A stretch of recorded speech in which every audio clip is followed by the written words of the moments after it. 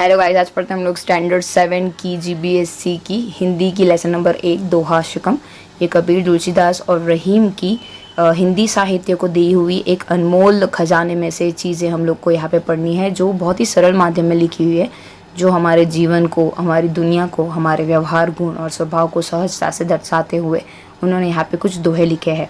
पहला पढ़ता है, बड़ा हुआ तो क्या हुआ, जैसे पेड़ खजूर, पंथी को छाया नहीं, फल लागे अति दूर। यहाँ पे बोले कि अगर आप वो इंसान सज्जन बहुत बड़ा है, लेकिन अगर उसका लाभ छोटों को नहीं हो रहा है तो फिर उसका क्या फ़ायदा। यहाँ पे एक उदाहरण देते हुए कबीर कहते हैं कि जैसे खजूर का पेड़ है, पेड़ तो है पर वो बहुत ही बड़ा ऊंचा लंबा होता है, तो वो पंथी को छाया नहीं देता है और उसके फल भी बहुत दूर लगते हैं, उसके लिए बहुत मेहनत करनी पड़ती है ऊपर जाकर फिर वो तोड़ने की। सो यहाँ पे ऐसा बोलता है कि सज्जन जो होते हैं, जो बहुत ही अमीर होते हैं, वो अगर दुखियों की सेवा नहीं कर रहे, गरीबों की मदद नहीं कर रहे, तो फिर उनका होने का कोई मतलब ही नहीं है।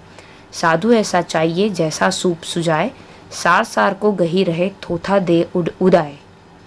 ऐसा बोल रहा है कि साधु ऐसा होना चाहिए कि जो अपने आप का ना सोच के दूसरों के भले के बारे में सोचे।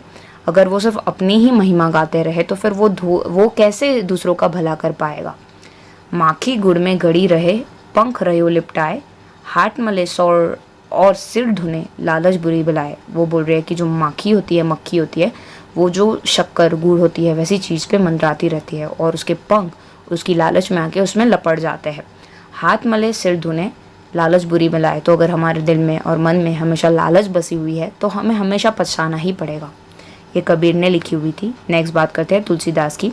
तुलसी इस संसार में भांति भांति के लोग, सबसे हिलमिल चाहिए नदी नाव संजोग। यहाँ पे तो तुलसीदास बोलते हैं कि हमें ये संसार में अलग अलग तरह के लोग हैं, अलग अलग नेचर वाले, अलग अलग व्यवहार वाले, तो हमें उनके साथ हिल मिल कर रहना चाहिए। कभी कभी ऐसा हो जाता है कि नदी और नाव में, एक ही नाव में कस्सी में सवार होकर हमें आगे बढ़ना पड़े, तो हमें सबको हिल मिल जुल कर रहना चाहिए। तुलसी हाय गरीब की कभू न खाली जाए, मुए जोर से चाम से लो भस्म हो जाए। यहाँ पे बोल रहा है कि जब गरीब होता है, जो उसको कष्ट होता है, तो वो हाय देता है, जब बद्दुआएं देता है हम लोग को, तो उसकी कभी खाली नहीं जाती है। जैसे ही लौ जो होती है, यहाँ पे बोला हुआ है धोर के चाम से, जो धोर का जो बाहर की चमड़ी होती है, वो बोल रहा है जब लोहे में हो जाती है ना तो भस्म हो जाती है। जब हम लोग मर जाते हैं ना तो एट द एंड हम लोग को राख में ही बनना पड़ता है। सो हम लोग को कभी भी गरीब की हाई नहीं लेनी चाहिए, क्योंकि वो हमेशा हमारे सर्वनाश का कारण ही होती है। ये तुलसीदास ने लिखी हुई है। नेक्स्ट रहीम की देखते हैं।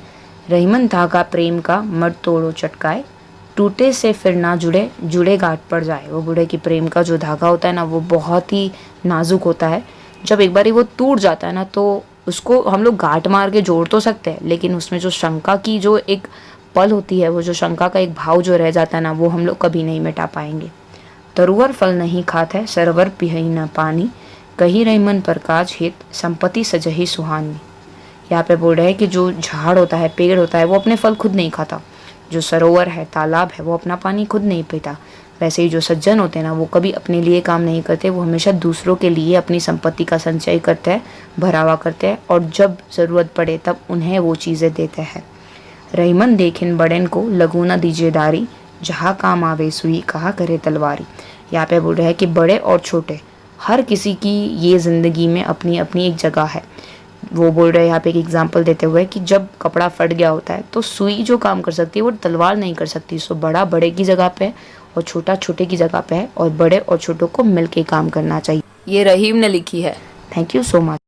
अभी तक आपने हमारी चैनल को सब्सक्राइब नहीं किया है तो सब्सक्राइब आइकन को क्लिक करके सब्सक्राइब कर दीजिए। कमेंट में ज़रूर बताइए वीडियो आपको कैसी लगी और लाइक करना मत भूलिएगा। Thank you so much.